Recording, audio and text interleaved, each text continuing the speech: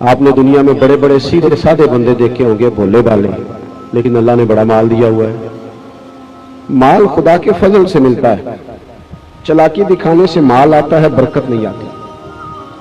تیزی دکھانے سے بندہ امیر تو ہو سکتا ہے، وزادار نہیں ہوتا، باوقار نہیں ہوتا۔ آپ لوگوں پر آسانی کریں۔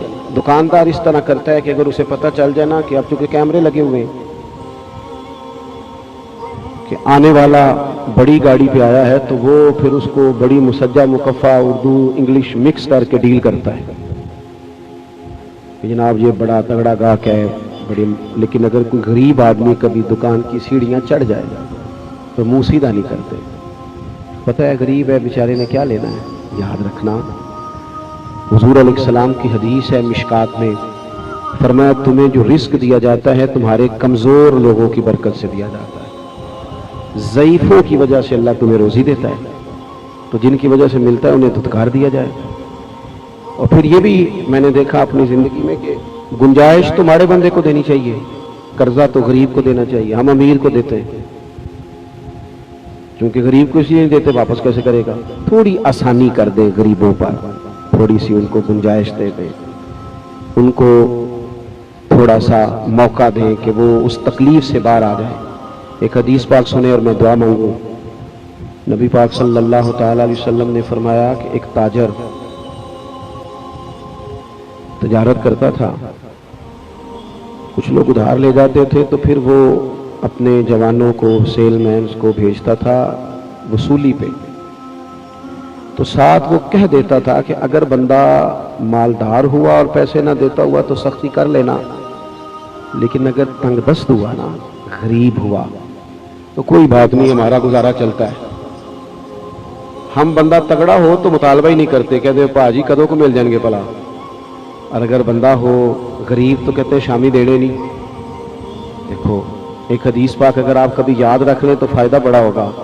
حضور علیہ السلام نے فرمایا اگر تم نے کسی غریب سے، تنگ دست بندے سے پیسے لینے ہیں اور وہ تنگ دست ہے، تم اسے مہلت دے دو۔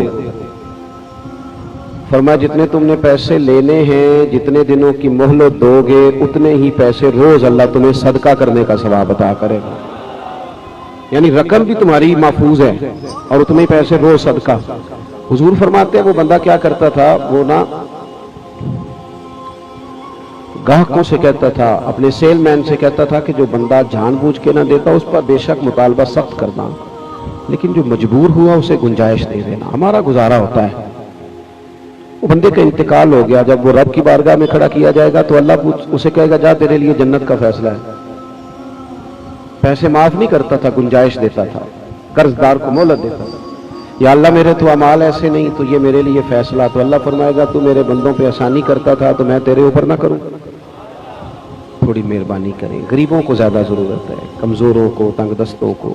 رج کے تجارت کریں، صبح شام کام کریں، پر اصل تجارت نہیں، اصل سجدہ ہے،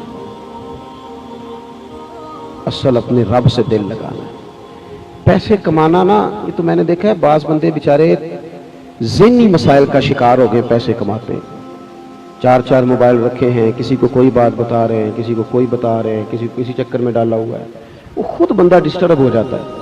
اتنی لمبی ٹانگیں نہ پھیلائیں کہ سمیٹی نہ جا سکے، ضرور محنت کریں، جد و جہد کریں، لیکن اتنا الجھاؤ، اتنا الجھاؤ۔ حضرت مولا علی شیر خدا ایک باغ میں مزدوری کرنے گئے، 2 کلو کھجوریں ملی، اٹھا کے لے آئے، تو وہ کہنے لگا اور کام نہیں کرنا؟ فرمایا اب جا کے باقی کو دین کا کام کریں گے۔ 2 کلو کھجوریں مل گئی ہیں، کلو علی کے بچے کھائیں گے، کلو مدینے کے غریب بچے کھائیں گے۔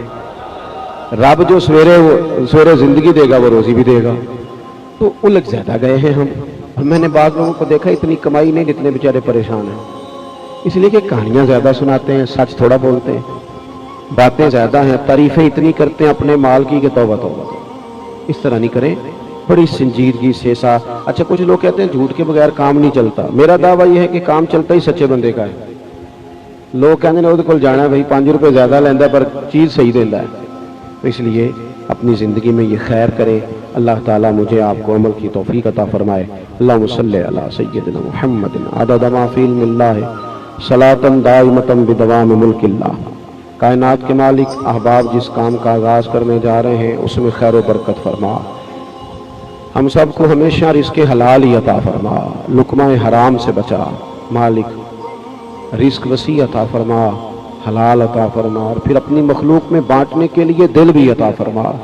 مالک کریم اپنے پیارے حبیب علیہ السلام کے طریقوں کے مطابق تجارت کی توفیق دے۔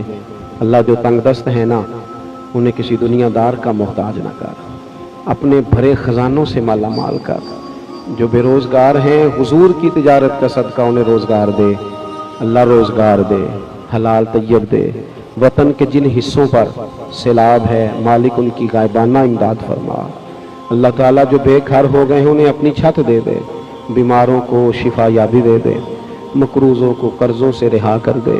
اللہ ہمارے حال پہ رحم کر دے، ہماری غلطیاں معاف کر دے، کمزوریاں معاف کر دے، سستیاں معاف کر دے۔ جان بوجھ کر فجر میں سوئے رہتے ہیں، ظہر میں گپیں لگتی ہیں۔ اللہ تو کریم ہے، تو ہماری مدد کر تاکہ ہم پنجگانہ نماز ادا کریں۔ اللہ ہماری غفلتیں دور کر، ہمارے حال پہ رحم فرما۔ مالک کبھی ہم سے وہ کام نہ ہو جس سے تو ناراض ہو جاتا ہے، تو ہمیں بچا کے رکھ ان کاموں سے جن سے تیرے محبوب ناراض ہو جاتے ہیں۔ اللہ اپنی رضا کی توفیق دے، دل بدل دے، روحیں تازہ کر دے، ایمان کی سلامتی دے۔ تو ہمارا مالک ہے، تو ہمارے دل جانتا ہے۔ گناہگار ضرور ہیں پر تیرا بن کے جینا چاہتے ہیں، روز بدلنے کا ارادہ کرتے ہیں، اندر نیتیں ٹھیک ہیں، ارادے صاف ہیں۔ تو مدد فرمائے گا تو بڑی جلدی آسانی ہو جائے گی۔ مالک کرم فرما، مالک کرم فرما، مالک کرم فرما۔ فلسطین اور کشمیر کے مظلوم مسلمان سالوں سے تکلیف میں، ان کی مدد کر دے۔ مالک برما کے مجبور خیموں میں بستے ہیں، ان کی مدد کر دے۔ شام، فلسطین، مصر، بالخصوص عراق میں جو تکلیف ہے اللہ اسے دور فرما دے، محبوب کی امت پہ فضل کر دے۔